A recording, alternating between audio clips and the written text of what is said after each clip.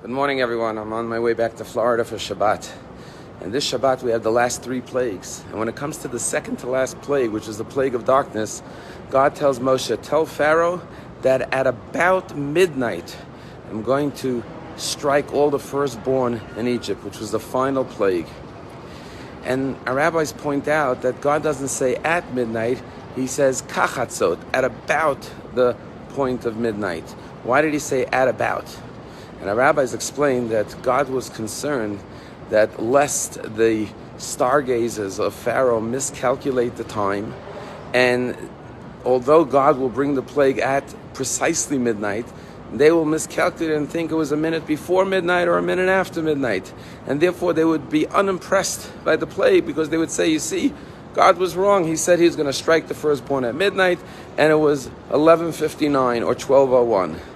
And the question is, after 9 plagues comes the final plague, the killing of the firstborn. The name Passover is because God passed over the Jewish homes and only struck the firstborn of Egypt. And yet the Egyptians will dismiss this plague by saying, well, it wasn't as God said. He said midnight, it was 11:59 or it was 12:01. How can this be? And the answer is that all of us do the same.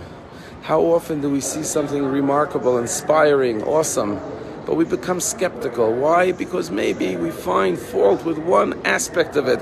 And instead of seeing the big picture, the miracle, the wonder, the amazement, we focus on the one detail that maybe doesn't accrue with our understanding. The same thing is with blessings in life. Sometimes we nitpick. Instead of looking at the overall goodness and blessing, we say, well, we've obsessed with one detail that wasn't the way it should have been. Instead of saying, oh, it's a simcha, baruch Hashem, it's a bar mitzvah, it's a wedding, it's so beautiful, it's such a joy, it's such a blessing. Well, the flowers weren't exactly the way we wanted it, or the music wasn't precisely. We nitpick with people sometimes. Instead of focusing on what they've done and being grateful, we find one little detail we don't like, and that's what we focus on. And that's what God is teaching us. Don't be a nitpicker. Don't be a skeptic. See the overall picture.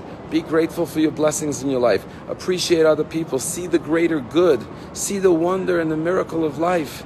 And don't focus on what one detail doesn't align with your understanding.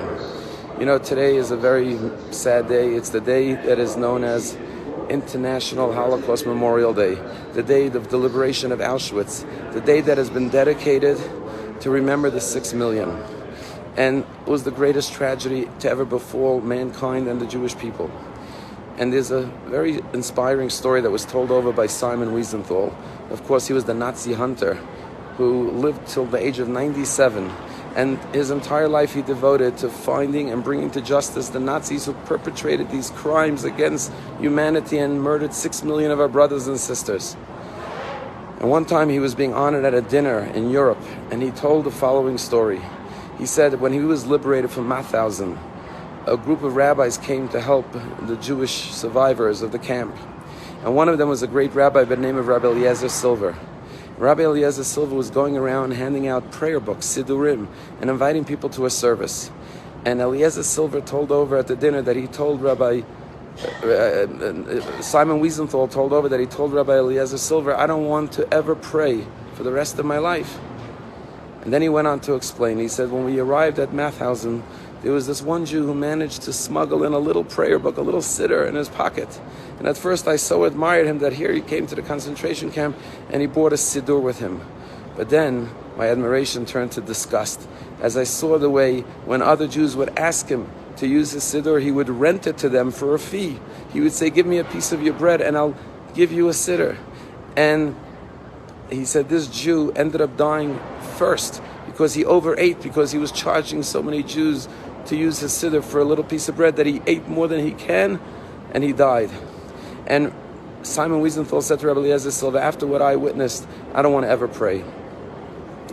And Simon Wiesenthal related that Rabbi Eliezer Silva gave him a big hug, and then with tears he said to him, instead of focusing on the one bad Jew who charged people to use his siddur, why don't you look at the fact that so many Jews in the concentration camps, torn away from their loved ones, experiencing the worst hell on earth, still maintained their faith in God and still wanted to pray to God and talk to God, and they were even willing to give up a piece of their bread their physical existence to have that spiritual connection to God.